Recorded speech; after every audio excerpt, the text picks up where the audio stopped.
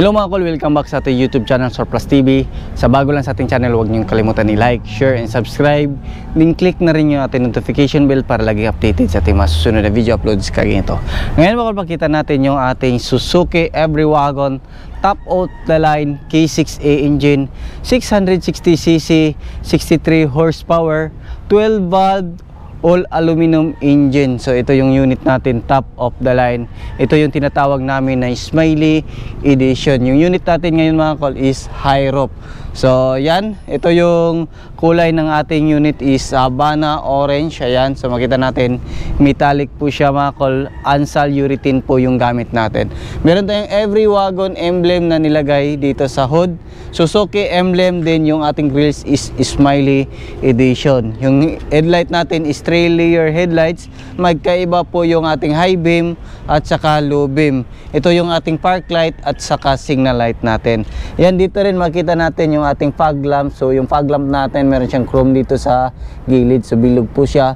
H11 or H8 po yung bulb natin dito. So sa mga Smiley Edition meron siyang design na ganito. Ayan, so dito rin makita natin nagdagdag tayo ng chrome side mirror with lights. Ayan, so dalawang ilaw po ito, blue lights at saka yung orange light. Then meron siyang fender light dito, yung orange. Ayan, so makita natin dito meron tayong fender na customized na nilagay based sa request ng ating customer.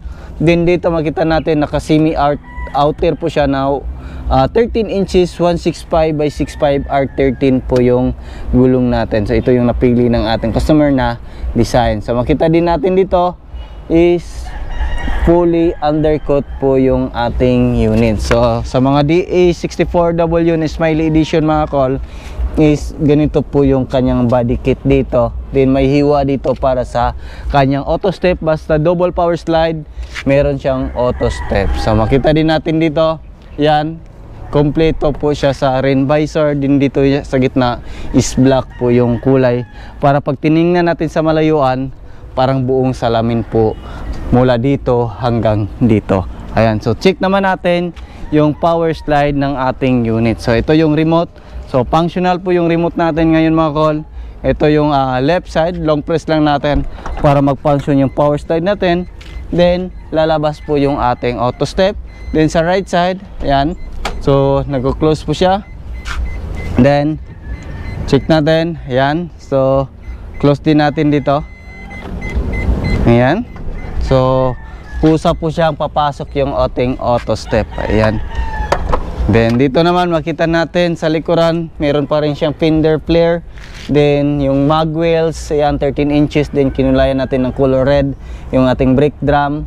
Ayan, so dito sa mga Smiley Edition clear po yung ating taillight. So yan, ito po yung taillights ng ating Smiley Edition. Yan, makita natin dito sa high roof, ito yung customized na spoiler natin para sa ating mga DE64W or sa mga Every Wagon na high roof. Ito yung ginagawa natin. So meron din siyang third light dito, sticker. Yan, so makita natin dito meron pa siyang wiper, Suzuki emblem. Then yung ating chrome dito sa ating back door opener, Every Wagon emblem. Then kung nakita nyo yung kulay white dyan, yan po is backing sensor ng ating unit.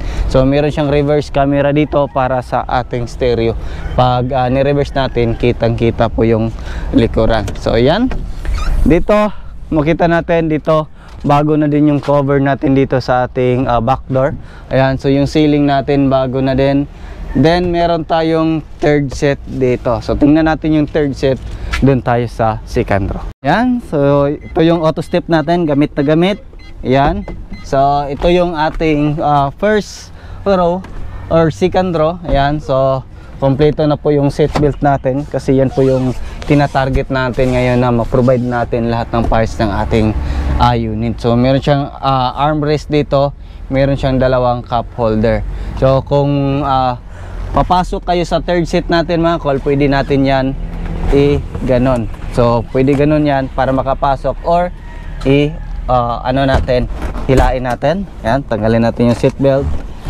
Then ganon para makapasok yung upo dito sa likuran. So ito yung upuan natin sa likuran mga kol. Ayan. So ito yung space niya, ito yung clearance niya. Basta high rope, mas maganda kung high rope, ganito yung ating third seat. Pero kung low rope, medyo ganun lang. So maliit talaga yung clearance compare sa high rope. So yan, pakita natin dito kung space natin, yung legroom natin. Doon natin yung camera natin para kita yung ating upuan. So ito yung legroom. So dito kasya po siya mga 3 tao, din 3 din dito, 6-seater din, 3 din yung sa 2 yung sa harap natin, 'di ba? Komportable po tayo dito pag uupo. Ayan.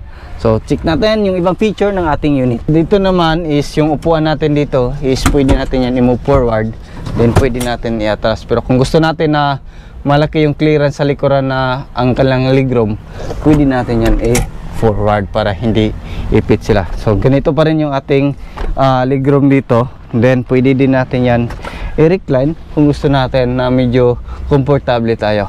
So meron din tayong nilagay ng mga extra fan. Ayan, 2 extra fan yan mga kol, para mas madali po dumating sa likuran yung lamig sa harap. Kasi yung aircon natin is harap lang. So naglagay tayo ng extra fan para mas mabilis yung lamig ng aircon papunta dito sa likuran natin. So check natin yung harap natin. Yan, so kita natin dito mga kol, ito yung puan natin. Ayan, so dito makita natin yung ating main power window switch. Ayan, steering wheel natin is original Japan. Ito yung ating signal light, at saka yung ating park light. So dito naman sa kabila, nandyan po yung ating wiper. So makita natin dito, meron tayong 7 inches touchscreen stereo with reverse camera. Then yung dashboard natin is back to original lang po yung kulay. Then ito yung center mirror natin. Ayan, ilaw. So dito rin makita natin yung ating lagayan dito sa itaas. Then meron din siyang lagay ng sunglasses. Then dito rin makita natin is meron siyang mga sun visor. Yan, kompleto po yan.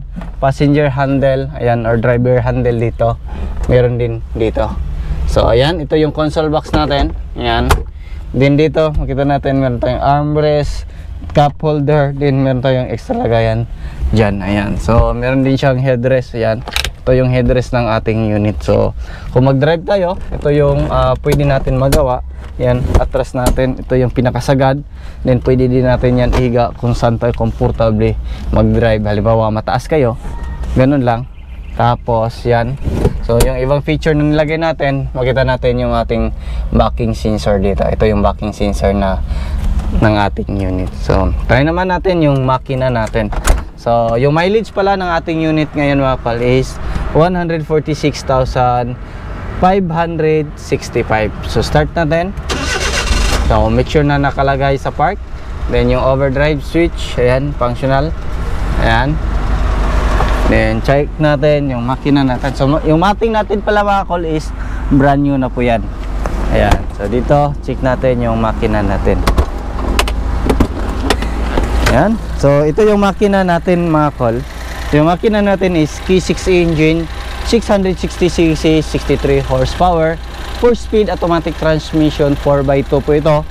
Tapos 12 valve all aluminum engine, naka turbo po ito. So ito yon, makita natin, ito yung mga turbo vacuum natin. Dito tayo mag-refill ng oil, PCV valve din. Ito yung ating injector, 3 injector po yan mga kol. So try natin yung power ng ating makina. Ayan. So, ayan, makita natin, very powerful po ng makina natin.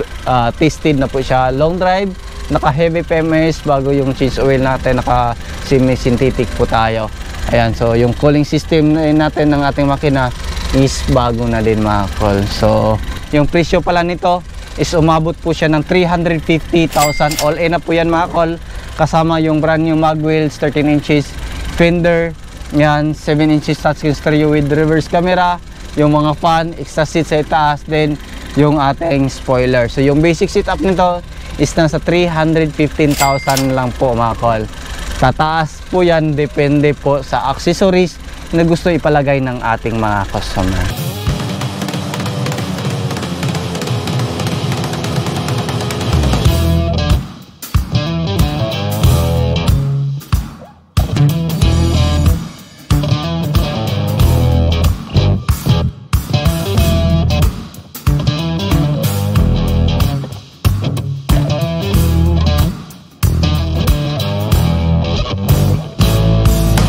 So yan lang muna sa ngayon mga kol. Maraming salamat po sa yung patuloy na pagsubaybay. Kung wala po kayo, wala po kami ngayon dito. Ayan, sa bago lang sa ating channel, don't forget to like, share, and subscribe. Then click na rin yung ating notification bell para updated kayo sa ating mga next video uploads kagaya ito. Ingat po mga kol, and bye bye. God bless po sa kanila.